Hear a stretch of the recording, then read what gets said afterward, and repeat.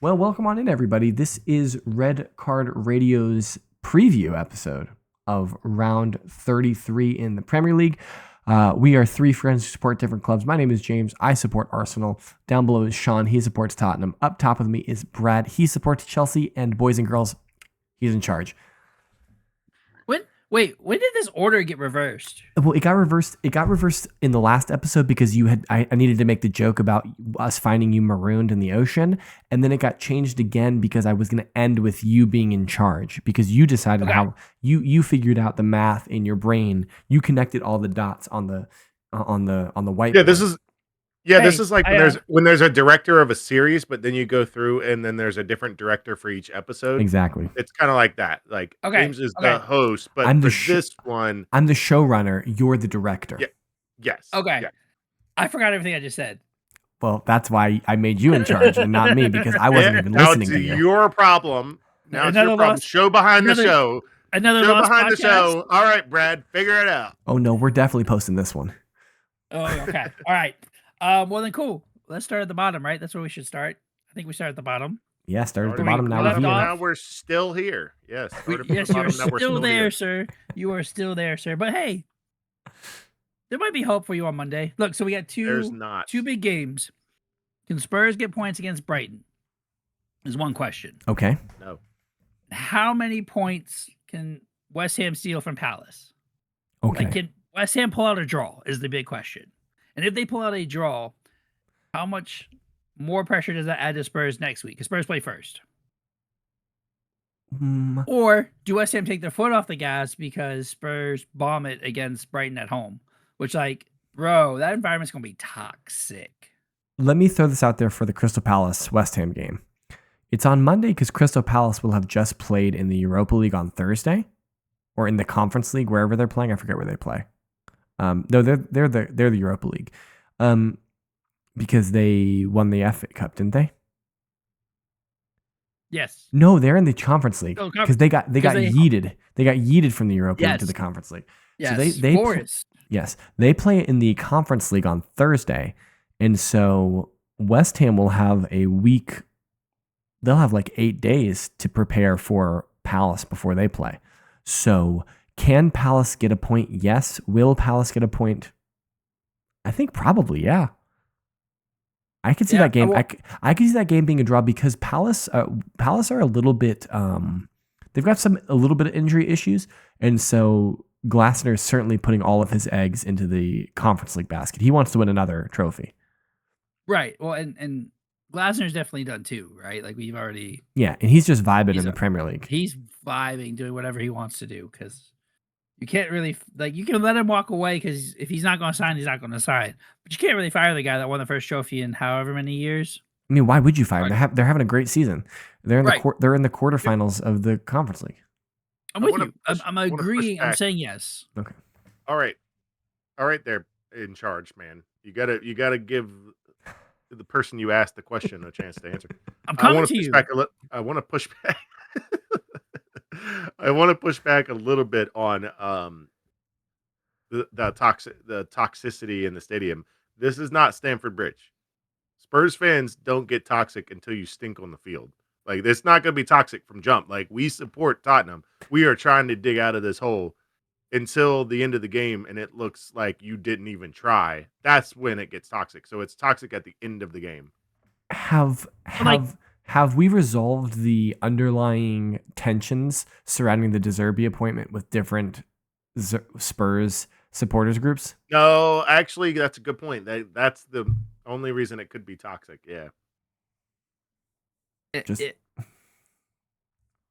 And he lost his first game. But that would be outside the stadium. Wait, this is his first home game. Because they're not coming into the stadium. That's right. That's the group said they're not coming in the stadium. That's right. That's outside the stadium. Yeah. Oh, okay. So there'll be some extra seats available for West Ham. There could be some empty seats. Yeah. Yeah, there could be some empty seats. I don't know how many of these people are season. I don't know how many of these people are season ticket holders.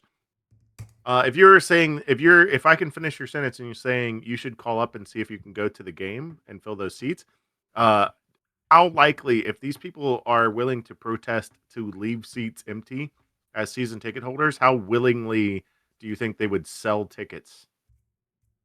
Oh, check Probably Vivid Seats. would. Well, I think sometimes Vivid Seats sells. I think sometimes the way it works is that if you don't, it's really bad for you as a season ticket holder to not use or like reallocate your seat to the club for them to sell again.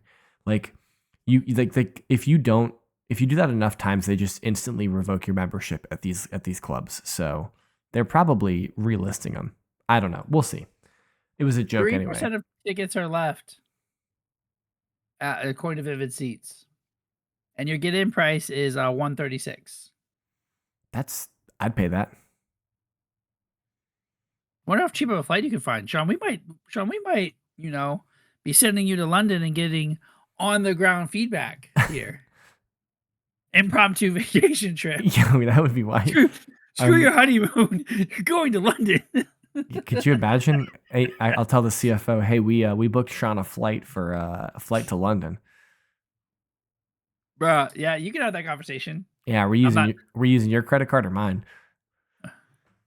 What's the CFO's credit card? Definitely tell you the CFO for sure. You said the CFO. Point. That's the point. Yeah, that's the point. But back on track, Sean. If you are there, are you just in doom and gloom mode? And you're just gonna tell me Spurs are losing this game no matter what? I don't know who's the ref. Well, it doesn't matter. We've been screwed by all of them, so it's definitely a PGMOL like mandate. Who's your favorite ref? Does anybody have a favorite ref? No. The one I don't know. All right. Oh, I do have a favorite ref. I don't know. My favorite ref is that young dude who came up and didn't give the penalty against City when they told him to go look at the monitor, and he stuck to his call. Yeah. All right. I'll take that guy. I don't know his name. Yeah, we take that guy. And that's good. We should know his name. Yep. I don't want to know his name. If I know their name, it's because I'm mad at them. It's Stuart Atwell. Oh my gosh, this guy's a trash can already. He already can't see. I could have said any name, and you would have been like, "Oh my god." No, Atwell is trash. James, back me up on that. Atwell actually is just legitimately a bad referee. I think they're all legitimately bad referees. We need foreign refs 10 years ago. Yes. I don't think Oliver's bad. I do. I think he is corrupt. I don't think he's bad. I think he's just corrupt. I don't think he's a bad referee. Yeah. He's just bought and sold. He's bought and paid for. Yes, yeah. Like I think when he isn't refereeing a game that he is paid to be corrupt about, he does a really good job. And we need to quickly caveat this that these are all opinions. These are not statements of fact. These are definitely facts for sure. No, these are not my opinions. These are not Red Card Radio's opinions. These are not my opinions. If anybody's opinions, my own brain based on evidence that seems to be conclusive in my own head. So are you getting points? Are you getting points? I have formulated in my brain. Are you getting points? No, no, we're not. No, the answer is no. All right, Brad. Right. Where are we going next, Brad? We are going to keep the train running. At Palace, West Ham, we know Palace isn't going to have their same manager.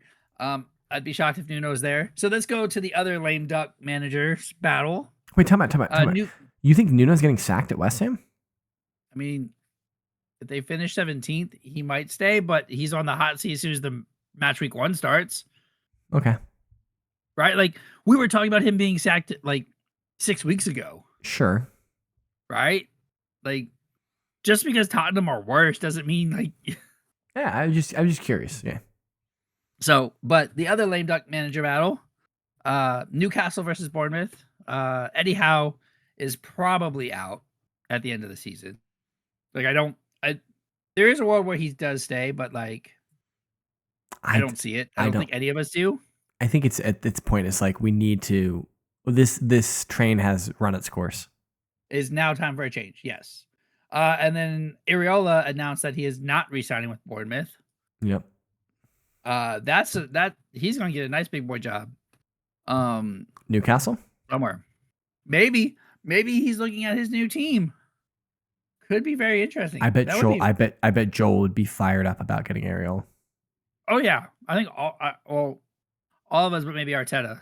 Yeah, I wouldn't take him over Arteta, but so I mean, I think it's just a spicy game because now Bournemouth have been flying. Like I don't think they've lost in like 8 weeks. Yeah, they play good football. Right. So like it's fun to watch. But now what? Does the squad keep going for him?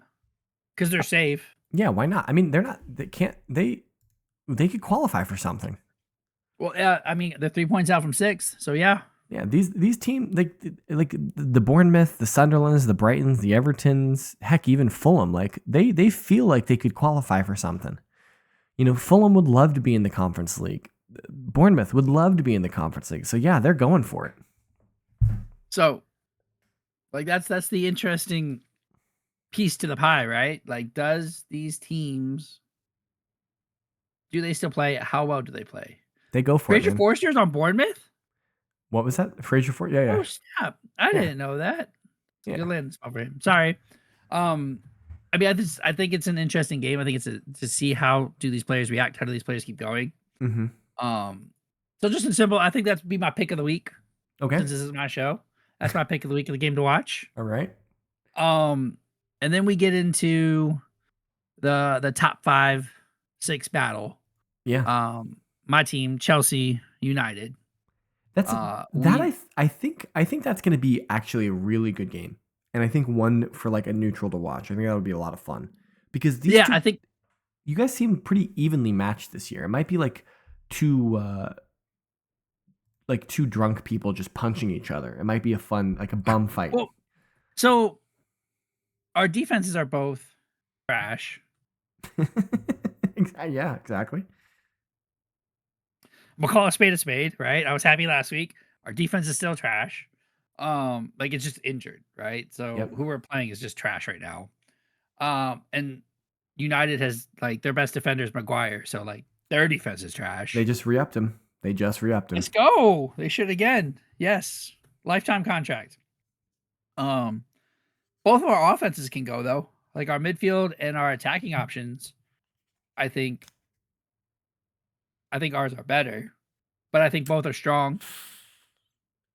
Do you say that solely because of Cole Palmer? Because I think I might take an attacking trio of Mbeumo, Cunha, and Bruno Fernandes over an attacking trio of João Pedro, Cole Palmer, and Pedro Neto, Estevao. I'm not sure who the third one would be. I think I'm taking those United 3. I think you're wrong, but you know. Cunha and Mbeumo are incredibly good. And João Pedro and Cole Palmer are incredibly good. Yeah, I mean, as much as Liam Rossini wants to tell me that João Pedro is as good as Erling Haaland, that just it ain't that he ain't it, Chief. Was he? Wait! Doesn't he have like the 3rd highest goals? It's possible. It's possible, but my eyes tell me something different. Yeah, he's 4th. Yeah, my eyes just tell me something different. I'm not saying he's Haaland, but I'm saying like he's 20 goal scorer this season over all of our matches. That's good. That's a lot of goals. It's a lot of goals, finally, right? It's more than some center forwards for certain teams. Yes. Now, like the Neto, Estevao, who was their third? You said. Yeah, I was saying Mbeumo, Cunha, and Fernandes is the United 3. Yeah. I don't know what Cunha's done, but I put Cunha close to like that Neto, Estevao. I would say Cunha is like leaps and bounds better than Pedro. He's probably the most underrated, not talked about signing, even though it was $100 million signing. Like he doesn't. If you watch the United game, Cunha doesn't show up on the box score a lot, but he affects the game in like such a way because he effectively is he's like a false 9/10. Like it's kind of unique. It's like a Harry Kane. He has 9 goal contributions all season. That's what I'm saying. He doesn't show up in the box score, but he like affects the game in different ways. If you just watch a United game, you'll see this weekend. Yeah, he's going to frustrate your defense. Yes, he is. He's a good player. He is a great player. Yeah, like he's either pulling defenders Or like, I'm not saying he's clearly better than Havertz. Sorry, you caught a stray there, but like in the same way that Havertz like affects a defense without having the ball. Like, no, he doesn't. Yes, he does. You don't. Okay. You just don't remember. Oh, you're right. Start him again this weekend. I think. Yeah, be great for you. We probably Alexa, will. play Michael Jackson. Do you remember? What? Where did you go? Okay. Oh, it heard me. Oh my god. Is it playing? It It heard me. Yes, it heard me. Yes, it heard me. Let's go. Thanks, Bezos. I think this will be a high goal scoring game. So I think you're probably right, James, in that this is the neutral pick of the week. And then we got the spicies of spicies. The first one at what's the name of their stadium? Hill Dickens Stadium. Hill Dickens. The Dickens Hill Stadium. Hill Dickinson. Hill Dickinson? Hill Dickinson. Oh. Yes, Hill Dickinson Stadium of the Everton versus Liverpool. This is always a good match, right? It has been over the last couple of years. And it's been very back and forth. Yeah.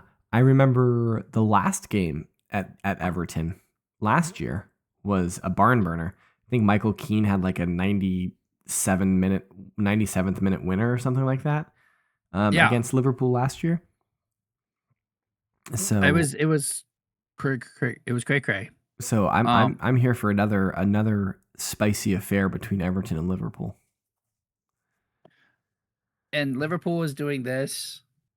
Everton is doing this. I think that's a perfect trajectory. I think that's a legitimate thing because Liverpool now don't really have anything left to play for it. Now they want to qualify for next year's Champions League. They seem to be fairly comfortable in doing that. And they just got knocked out of the Champions League, and so I think that there is a world where there is a bit of a drop off for Liverpool this weekend, but it is also Everton, and so maybe they get up for it. Yeah. But I don't know. Is Sly even playing? He's going to have to because Ekitike is probably out for 9 months. He probably did his Achilles or his ACL today. So he did something. Yeah. Which sucks. It was a non-contact change of pace. Like he was changing directions and then just crumbled. So it's bad. Those are never good. Yes, sir. And then James, I'm giving you the whole floor. Oh, the whole floor. This is your time, sir. Are Arsenal going to be Premier League champions? Yes. By that I mean, are they rocking up and getting these 3 points?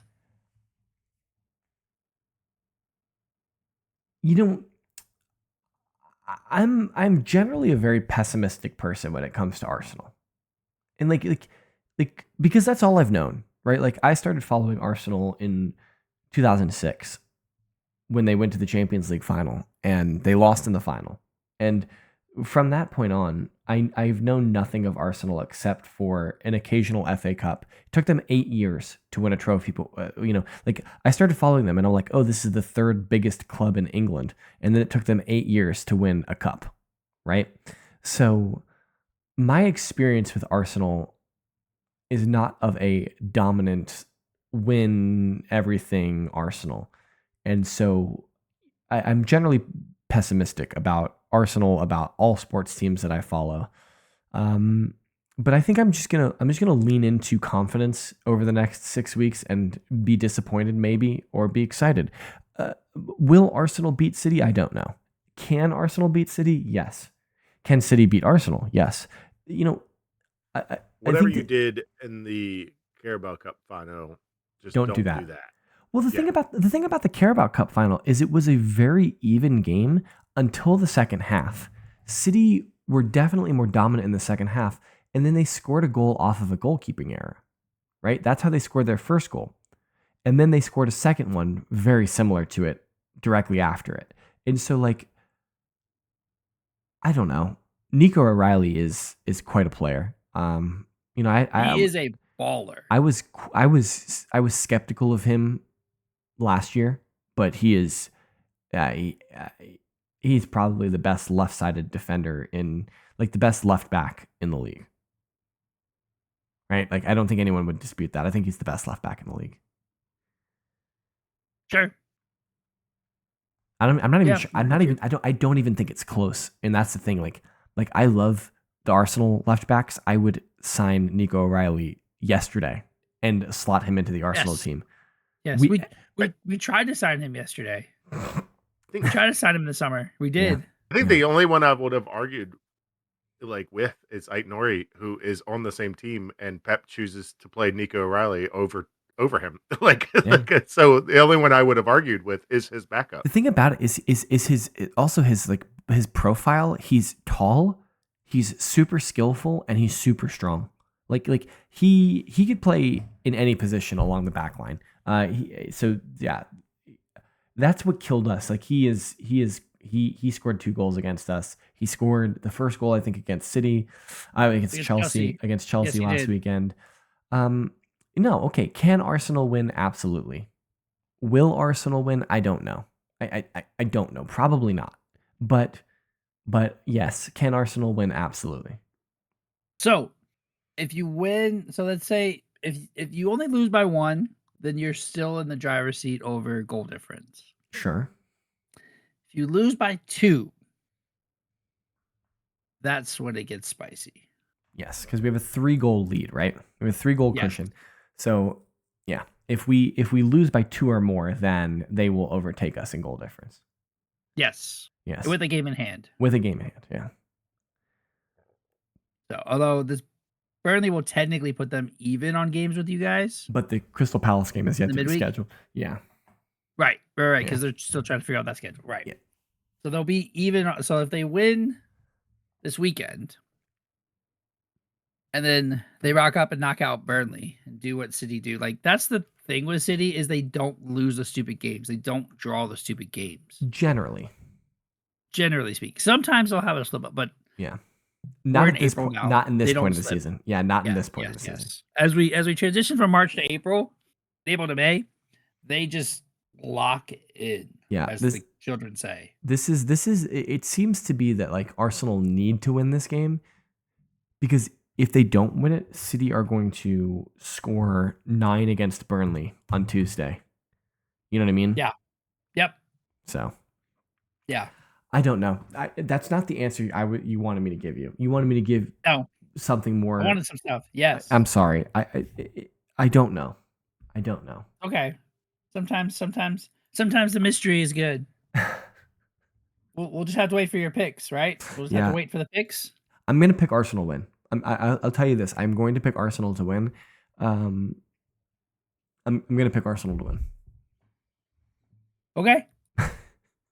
Okay, so is that what you're saying now? Yes, and it will be on my picks on Friday when I submit them. Speaking of picks, Brad, do you wanna go over those? No, I don't. We're gonna skip picks this week. Why? Did you do really poorly? I did terrible. Oh yeah, you did. You did terrible. You did really poorly. Hey, I did pretty well. Yeah.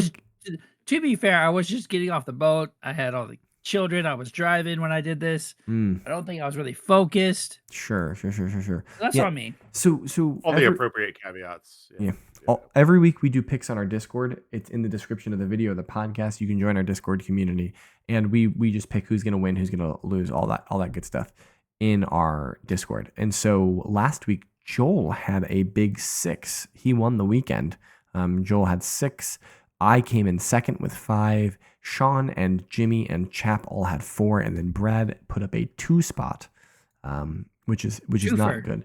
That brings, when we look at the overall standings, I'm still in first, but by only 1 point. So I don't think. Let me quickly update these percentages because I didn't do that earlier. Did I have a good week at 31 when I was gone? Oh, okay. Sean and I just flipped results. I was wondering how we were still tied.